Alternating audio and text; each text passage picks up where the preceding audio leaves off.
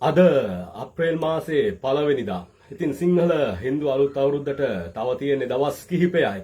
ඉතින් අප්‍රේල් මාසේ පළවෙනිදා වෙද්දී ඊයේ මධ්‍යම රාත්‍රියේ මිනිසුන් නිදාගෙන සිටින වෙලාවේ අපේ රටේ 69 ලක්ෂයකින් ජනතාවගේ ජනවරමකින් පත්වෙච්ච ආණ්ඩුවක් තිබෙන මොහොතක ඒ රටේ ඒ පාලකයෝ නිරන්තරයෙන් වේදිකාවල කතා කරුවේ රටේ මිනිස්සුන්ගේ දුක වේදනාව ගැන බදු බර ගැන ජීවන වියදම ගැන.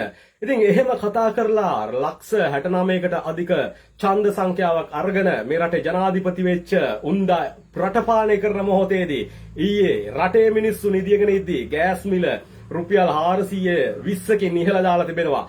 කිරිපිටි ග්‍රෑම් 450 රුපියල් 50කින් ඉහළ දාලා තිබෙනවා. මෙව්වා මෙහෙම හැමෝටම කතා කරන්න බෑ. ඒකට කොන්ද පණ තියෙන්නට ඕන. වහල්භාවය නැති වෙන්නට ඕන.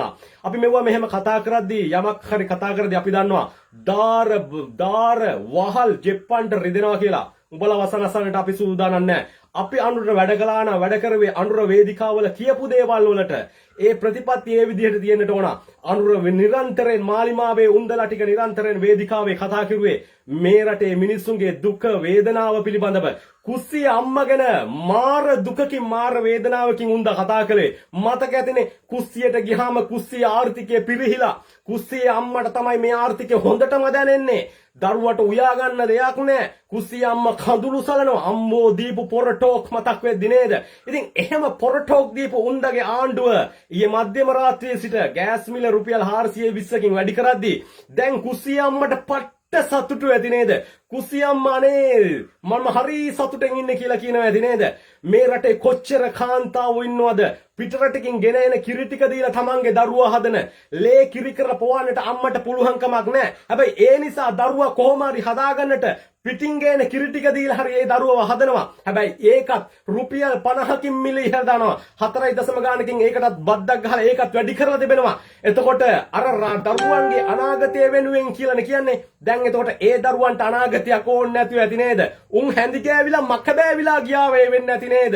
ඉතින් මේ තමයි පුනරුදය. මේ තමයි එක මිටකට සුබනකතට දීපු එකේ ප්‍රතිඵලය. දැන් කෙමින් දෝරේ ගලාගෙන එනවා. හිමින් ළඟා වෙමින් එනවා. ඡන්ද ප්‍රතිඵල ලැබෙමින් පවතිනවා. ඉතින් මේ විදිහට ඊයේ රාත්‍රියේ හැම දෙයකම මිල බොහෝ දේවල් වල මිල වැඩි වෙනවා. හැබැයි මතකද මේ කට්ටිය විපක්ෂයේ ඉද්දි ආණ්ඩු බලේ නැති වෙලා ඉද්දි පෙර ආණ්ඩු වලින් ගෑස් මිල වැඩි කරද්දි කිරිපිටි මිල වැඩි කරද්දි තෙල් ටික වැඩි කරද්දි විදුලි බිල වැඩි වෙද්දි අප්පට සිට ලිප්ටන් වටරවුමේ මේ මරලතෝනි දුන්නා. බෝඩ් උස්සගෙන දැඟලුවේ.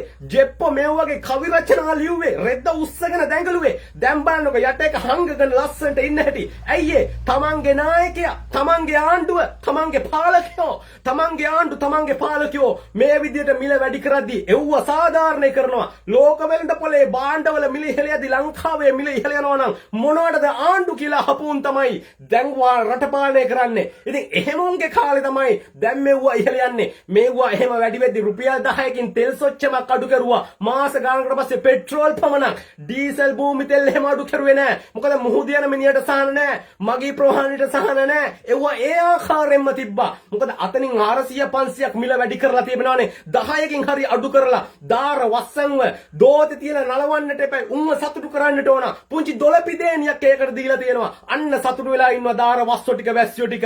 ඉතින් අපිට බැන මැසේජ් ලියනවා. ඒක වැඩක් වෙන්නේ නැහැ. ඉතින් අපි යමක් කෙරුවේ යමක් කතා කෙරුවේ මේ ප්‍රතිපත්තිය වල. ඉතින් ප්‍රතිපත්තිය පිටින් යනවා නම් ඒකට විරුද්ධව කතා කරන්න අපිට පුළුවන් විදිහට කතා කරන්නත් අපි පසුබට වෙන්නේ නැහැ. නිවටේ වෙලද උඹලා වගේ වහල් වලස අපි ජීවත් වෙන්නේ නැහැ. මතකද දැන් කරන්න යන අනිත් වැඩේ තමයි මේක කතා කරන්න ඕන සෝලා ව්‍යාපතිය කිව්වේ කොහොමද? පුනර්ජීවන බල ශක්තිය පිළිබඳව කතා කරුවේ. අපි නැගිටිමු කියලා කිව්වේ. දැන් කෙලින්න යනවා. ගෙවල් වල හයි කරලා තියෙන සෝලා ව්‍යාපතිය.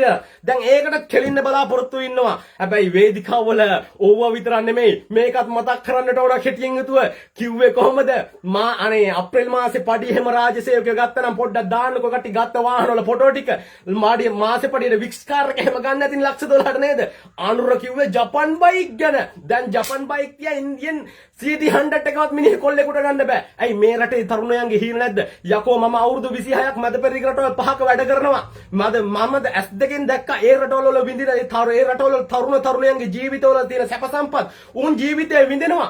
අපේ රටේ තරුණයෝ එන පාලකයාට මොකයට හරි ඒකට රැවටිලා ජීවිතය විඳවනවා. මෙවුන්ට ඔව් 1980 ගණන් වල වාහන පදින් දින්නේ. හැබැයි බලපල්ල පොඩ්ඩක් අර අනිත් රටවල් දිහා. ඒ රටවල් හැබැයි සුරුපුරයක් කියලා දිනවා. අපේ රට එන්නෙන්නම දුප්පත් වෙනවා. එන්න එක බදු ගහනවා රටේ මිනිස්සුන්ගේ හීන කුඩු පට්ටම් කරලා දානවා. ඉතින් මේව හැම දෙයක්ම විනාශ කරගනින් උන් තවත් උජාරුවට පජාත කතා කියනවා. දැන් ගමේ බලය ඉල්ලනවා. ඒ පාර හොරු අල්ලන්නට ගමේ බලය දෙනවා. ආණ්ඩුවේ 3.2 බලය තියෙනවා. අති බහුතර බලයක් තියෙනවා. ඔය උත්තරීතර පාර්ලිමේන්තුවේ යකෝ පිරිමියෙක් ගෑණියෙක් පිරිමියෙක් කරන්න තරම් බලයක් තියෙනවානේ. දැන් ගමේ බලය අල්ලගෙන ඔච්චර බලයක් තියාගෙන මොන මග්ගොටද ගමේ බලය ඉල්ලන්න හොරාව අල්ලන්න. ඒ කියන්නේ හොරාව අල්ලගන්න බැරුව තියන්නේ ගමේ බලය නැති නිසා.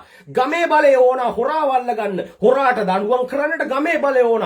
අර අනුර එක දවසක් වේදිකාවකට ගෙනාවනේ පයිල් 450 400 500 විතර හෙන්න තඩි ලෝඩ් එකක් ගෙනාවනේ. ඒ ටික ඇදලා ගන්න ගමේ බලය ඕන. ඒ ගමේ බලය නැතුව මුකුත් කරගන්න බෑ මිනිහට.